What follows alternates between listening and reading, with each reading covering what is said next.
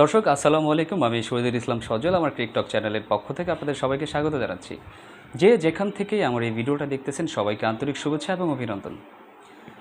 দর্শক, কথা বলতে চাই এলপিএল নিয়ে, লঙ্কান প্রিমিয়ার লিগ।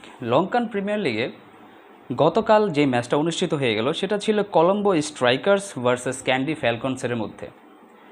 তো যথারীতি আমরা সবাই জানি তাসকিন আহমেদ কলম্বো স্ট্রাইকার্সের হয়ে এইবারের এলপিএল মাতাচ্ছেন।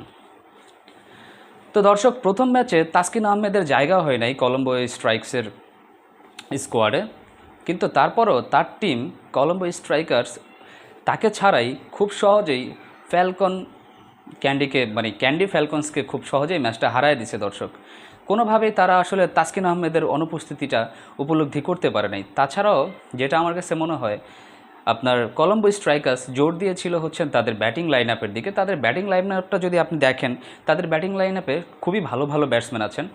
তারই একই টিমে আছেন হচ্ছেন আপনার আফগানিস্তানের আপনার গুরবাজ, আপনার বাইরের প্লেয়ারদের কথা বলতেছি আমি, যারা আর কি অ্যাব্রোড।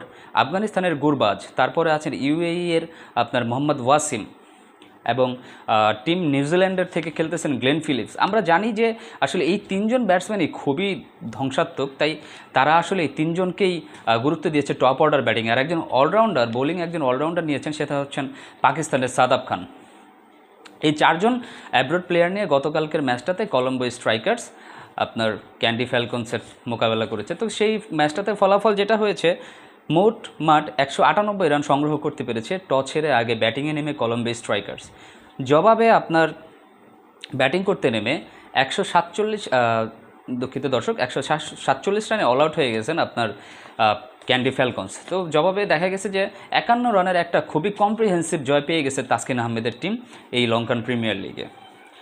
কলম্বো স্ট্রাইকের পক্ষে সর্বোচ্চ রান করেছেন হচ্ছেন সাদিরা সামারা বিক্রমা 26 বলে 48, ক্যাপ্টেন থিচারা প্যারেরা করেছেন 30 বলে 38, এবং মোহাম্মদ ওয়াসিম করেছেন 18 বলে 32, এবং শেষের দিকে কারুণারত্ন করেছেন 10 বলে 25 এবং 12 বলে 20 রানের একটা ইনিংস খেলেছেন হচ্ছেন সাদাব খান।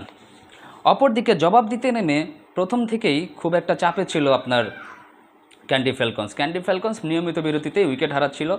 দুই স্পিনার, মোট দ্য কথা কলম্বো স্ট্রাইকার্স যে দুজন স্পিনার ছিল, একজন হচ্ছেন দুনিত ভেল্লালা আগে, আরেকজন হচ্ছেন পাকিস্তানের সাদাব খান। এই দুইজনে 8 ওভার বোলিং করে মাত্র 42টি রান দিয়েছেন, এবং দুইজনে 8 ওভার বোলিং করে 8টা উইকেট নিয়ে নিয়েছেন। দর্শক, তার মধ্যে আপনার সাদাব খানের তো একটা হ্যাট্রিকই করেছেন, সেই ব্যাপারে আমরা পরে আসতেছি, সেটা নিয়ে আমি আলাদা আরেকটা ভিডিও করে দেব আপনাদের জানার উদ্দেশ্যে।